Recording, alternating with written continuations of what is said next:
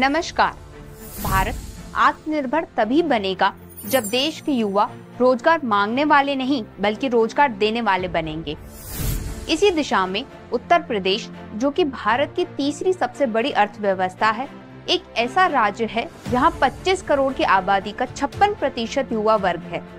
यह राज्य अब अपने युवाओं की पूरी क्षमता का उपयोग करते हुए विकास और आत्मनिर्भरता की दिशा में कदम बढ़ा रहा है। देश में पहली बार माननीय मुख्यमंत्री योगी आदित्यनाथ जी के दूरदर्शी नेतृत्व में राज्य के युवाओं को सशक्त बनाने के लिए मुख्यमंत्री युवा उद्यमी विकास अभियान सीएम युवा योजना शुरू किया गया है।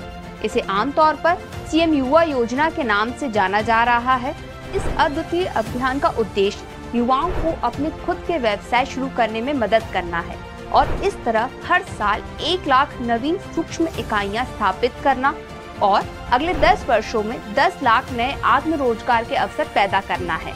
मैन्युफैक्चरिंग हो या सर्विस सेक्टर, 5 लाख तक की परियोजना लागत पर 100% ब्याज मुक्त एवं बिना किसी कोलेटरल के 4 वर्षों हेतु ऋण प्रदान किया जाएगा।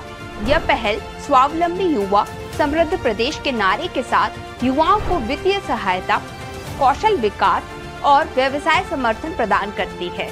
यह अभियान 2 प्रमुख चरणों में कार्यरत होगा, जो युवाओं को उनके व्यवसाय की शुरुआत से लेकर क्रियान्वयन तक पूरा सहयोग देती है।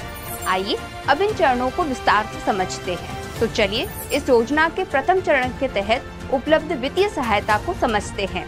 प्रथम चरण में यह योजना परियोजना लागत के लिए 5 लाख तक की वित्तीय सहायता प्रदान करती है, जो 4 वर्षों तक के लिए लागू रहेगी। यह सहायता उद्योग और सेवा दोनों ही क्षेत्रों में उपलब्ध रहेगी। अब आती है लाभार्थी के योगदान की बात। योजना का उद्देश्य आपको आपके सपनों का उद्यम निर्माण करने और विस्तार करने में सशक्त बनाना है। इसलिए आपकी श्रेणी के आधार पर आवश्यक मार्जिन मनी कुछ इस प्रकार होगी। सामान्य श्रेणी के आवेदनकर्ताओं के लिए परियोजना की लागत का 15%, ओबीसी के लिए परियोजना लागत का 12.5%, एससी, एसटी, विकलांग आवेदक और राज्य के आर्थिक दृष्टि से पिछड़े हुए क्षेत्र जैसे बुंदेलखंड, पूर्वांचल और केंद्रीय सरकार द्वारा मान्यता प्राप्त किए गए आकांक्षी जिले जैसे चित्रकूट, चंदौली, सोनभद्र, फतेहपुर, बलरामपुर, सिद्धार्थनगर, श्रावस्ती और बहराइच के लाभार्थियों के लिए परियोजना लागत का 10%। वास्तविक परियोजना लागत का 10% या 5 लाख का 10%, जो भी कम होगा, मार्जिन मनी सब्सिडी के रूप में प्रदान किया जाएगा। ये एक बैक एंडेड सब्सिडी है। इसका मतलब ये है कि सब्सिडी का भुगतान तब किया जाएगा जब लाभार्थी अपनी परियोजना के प्रारंभिक योगदान कर चुका होगा।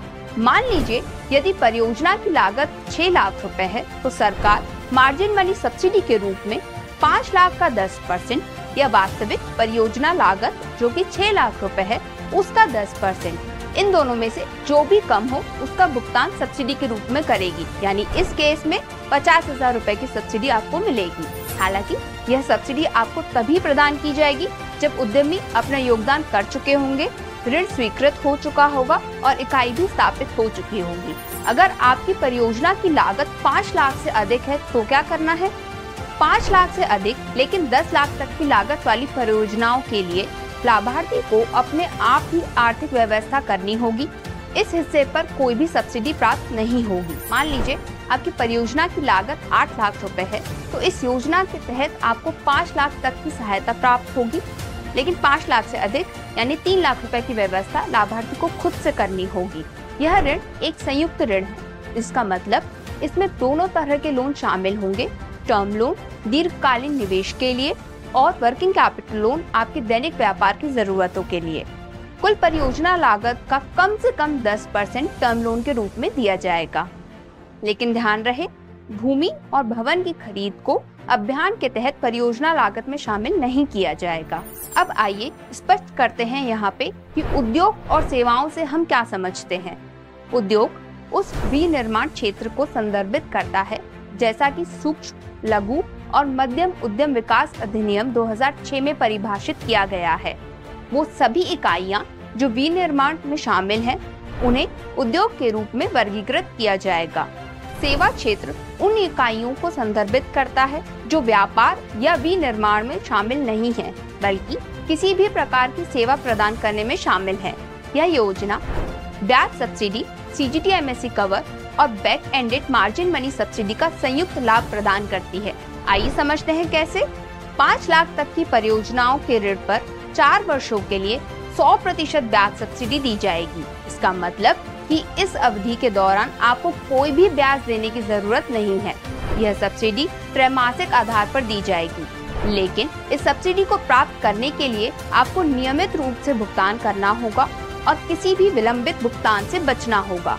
बैंक या वित्तीय संस्थान द्वारा विलंबित भुगतान पर जो भी पेनल्टी ब्याज लगाया जाएगा, वह ब्याज इस सब्सिडी के तहत कवर नहीं किया जाएगा। इस योजना में 6 महीने का मॉरिटोरियम पीरियड भी दिया गया है, यानी 6 महीनों के लिए आपको किसी भी प्रकार का भुगतान नहीं करना होगा। ये योजना आपको बिना ऋण की चिंता किए अपना व्यवसाय स्थापित करने के लिए समय देती है। इस योजना में ऋण गारंटी भी सरकार द्वारा कवर की जाएगी, जिससे आपको बिना किसी कोलेटरल के ऋण प्राप्त करना आसान होगा। CGT-MSE कवर के लिए 4 वर्षों तक आवश्यक धनराशि का भुगतान भी राज्य सरकार द्वारा किया जाएगा।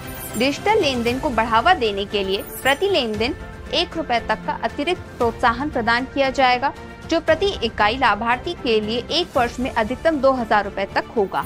इस योजना का लाभ लेने के लिए आप ये सुनिश्चित करें कि आप मुख्य योग्यता मानदंडों को पूरा करते हो, जो कि हैं कि आवेदक उत्तर प्रदेश का निवासी होना चाहिए। आवेदक की आयु 21 वर्ष से 40 वर्ष तक के बीच में होनी चाहिए। आवेदक को कम से कम कक्षा 8 तक की शिक्षा पूरी करनी होगी। जो आवेदक कक्षा 12वीं या समकक्ष योग्यता प्राप्त है, उन्हें प्राथमिकता दी जाएगी।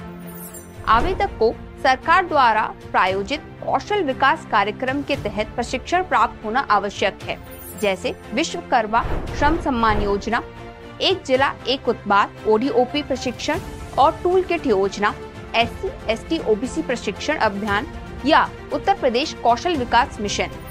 वैकल्पिक रूप से उनके पास किसी मान्यता प्राप्त संस्थान से कौशल संबंधी क्षेत्र में प्रमाण पत्र, डिप्लोमा या डिग्री होना चाहिए। आइए अब समझते हैं आवेदन की प्रक्रिया। आवेदकों को अपने आवेदन पत्र ऑनलाइन आधिकारिक MSME पोर्टल msme.up.gov.in के माध्यम से जमा करना होगा। सभी आवश्यक दस्तावेज अपलोड करें, जिसमें आयु प्रमाण जैसे आधार कार्ड या जन्म प्रमाण पत्र, शैक्षिक योग्यता प्रमाण पत्र, प्रशिक्षण या कौशल प्रमाण पत्र, व्यापार अभियान या परियोजना प्रस्ताव और पता प्रमाण शामिल रहेगा। आवेदन पत्रों की समीक्षा और सत्यापन जिला कार्यक्रम प्रबंधन इकाई DPMU द्वारा किया जाएगा। सत्यापित आवेदन पत्र संबंधित बैंकों को प्रोसेसिंग के लिए भेजे जाएंगे। बैंक परियोजना प्रस्ताव का मूल्यांकन करेगी और स्वीकृति या अस्वीकृति जारी करेगी। स्वीकृति मिलने पर सब्सिडी और वित्तीय सहायता सीधे आवेदक खाते में जमा कर दी जाएगी। ऋण राष्ट्रीयकृत, अनुसूचित, ग्रामीण और अन्य RBI द्वारा अनुमोदित वित्तीय संस्थानों के द्वारा प्राप्त किया जा सकेगा। लेकिन ध्यान रहे, कुछ प्रकार की परियोजनाएं इस योजना के तहत वित्तीय सहायता प्राप्त करने के लिए अयोग्य है। नकारात्मक सूची में जो उत्पाद शामिल हैं वो कुछ इस प्रकार हैं: शराब या फिर पेय पदार्थ जिसमें एरेटेड ड्रिंक्स और कार्बोनेटेड ड्रिंक्स भी शामिल हैं, तंबाकू उत्पाद जैसे कि गुटखा, पान मसाला, पटाखे और प्लास्टिक बैग, विशेष रूप से वो जो 40 माइक्रोन से कम है या जो केंद्रीय या किसी राज्य सरकार द्वारा प्रतिबंधित हो। इसके अतिरिक्त कोई भी अन्य उत्पाद जो सरकार द्वारा समय समय पर प्रतिबंधित किया जाएगा, वो भी इस योजना के लिए अयोग्य माना जाएगा। वो लाभार्थी जिन्होंने पहले चरण की वित्तीय सहायता 4 वर्षों के भीतर पूरी तरह से प्राप्त कर ली और पूरे ऋण की राशि का भुगतान कर दिया हो, वे दूसरे चरण की वित्तीय सहायता के लिए आवेदन कर सकते हैं। इस विस्तार चरण के लिए अधिकतम परियोजना लागत 10 लाख रुपए तक मान्य है। हालांकि इंटरेस्ट सब्सिडी ऋण राशि के 7.5 लाख रुपए तक या पहले चरण में प्राप्त किए गए ऋण का 2 गुना, जो भी कम हो उसका 50% तक सीमित रहेगी और यह 3 वर्षों की अवधि के लिए लागू रहेगी। अब समझते हैं कि ये कैसे काम करेगी। स्टेप 1, पहले चरण में आपने जो ऋण लिया है उसे दोगुना करें। स्टेप 2, इस दोगुनी राशि की तुलना करनी है 7.5 लाख रुपए से। और इन दोनों में से जो भी कम हो उसे आपको चुनना है। स्टेप 3, दूसरे स्टेप में जो राशि आपने चुनी है उसके इंटरेस्ट का 50% तक जो कैलकुलेट किया जाएगा वही आपको इंटरेस्ट सब्सिडी के रूप में प्राप्त होगा। उदाहरण के लिए मान लेते हैं आपने पहले चरण में 3 लाख रुपए तक का ऋण लिया और दूसरे चरण में 7.5 लाख रुपए तक का ऋण ले रहे हैं, तो पहले चरण के ऋण की दोगुनी राशि यानी 6 लाख रुपए 7.5 लाख रुपए से कम है। 7.5 लाख रुपए से कम होने के कारण सब्सिडी 6 लाख रुपए पर आधारित रहेगी। वहीं अगर आपने पहले चरण में 4 लाख रुपए तक का ऋण लिया है और आप दूसरे चरण में 7.5 लाख रुपए का ऋण ले रहे हैं, तो 8 लाख रुपए पहले चरण का दोगुना 7.5 लाख रुपए से अधिक होने के कारण सब्सिडी 7.5 लाख रुपए तक आधारित रहेगी। इस प्रकार सरकार एक निश्चित राशि पर ब्याज का आधा हिस्सा भुगतान करेगी, लेकिन यह 7.5 लाख रुपए के ब्याज से अधिक नहीं होगा। सही राशि इस पर निर्भर करेगी कि आपने पहले चरण पर कितना ऋण लिया है। यह ऋण बिना कोई संपत्ति गिरवी रखे मिलेगा और परियोजना लागत का कम से कम 10% टर्म लोन के रूप में फंड किया जाएगा। वर्कशॉप और वर्कशीट की लागत को समग्र परियोजना लागत के हिस्से के रूप में स्वीकार किया जाएगा। आपकी श्रेणी के आधार पर आवश्यक मार्जिन मनी पहले चरण की तरह ही रहेगी। सामान्य श्रेणी के आवेदकों के लिए परियोजना लागत का 15%, ओबीसी के लिए परियोजना लागत का 12.5%, एससी, एसटी, विकलांग आवेदक, राज्य के आर्थिक दृष्टि से पिछड़े हुए क्षेत्र जैसे बुंदेलखंड, पूर्वांचल और केंद्रीय सरकार द्वारा मान्यता प्राप्त आकांक्षी जिले जैसे चित्रकूट, चंदौली, सोनभद्र, फतेहपुर, बलरामपुर, सिद्धार्थनगर, श्रावस्ती, बहराइच के लाभार्थियों के लिए परियोजना लागत का 10% तक रहेगा।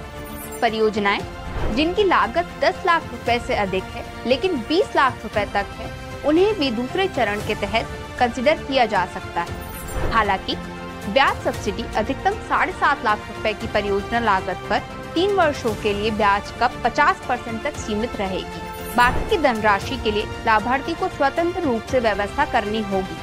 दूसरे चरण में भी 3 वर्षों के लिए CGT-MSE कवर उपलब्ध रहेगा। मुख्यमंत्री युवा उद्यमी विकास अभियान केवल एक योजना नहीं है, बल्कि आपके सपनों को हकीकत में बदलने का एक सुनहरा अवसर है। यह मिशन आपको वो सभी समर्थन, कौशल और वित्तीय सहायता प्रदान करता है जिसकी आवश्यकता एक सफल उद्यमी बनने के लिए होती है। यहाँ किसी संपत्ति की गारंटी की आवश्यकता नहीं है, बल्कि आपकी मेहनत, उत्साह और जोश की जरूरत है। राज्य सरकार के मजबूत समर्थन के साथ आप न केवल अपना भविष्य संवार सकते हैं, बल्कि उत्तर प्रदेश को नए व्यवसायों का केंद्र बना सकते हैं। इस बदलाव की यात्रा में शामिल हों, जहां युवा सिर्फ भागीदार नहीं है, बल्कि उत्तर प्रदेश के भविष्य को नया आकार देने के लिए प्रेरक व्यक्तित्व भी बन रहे हैं।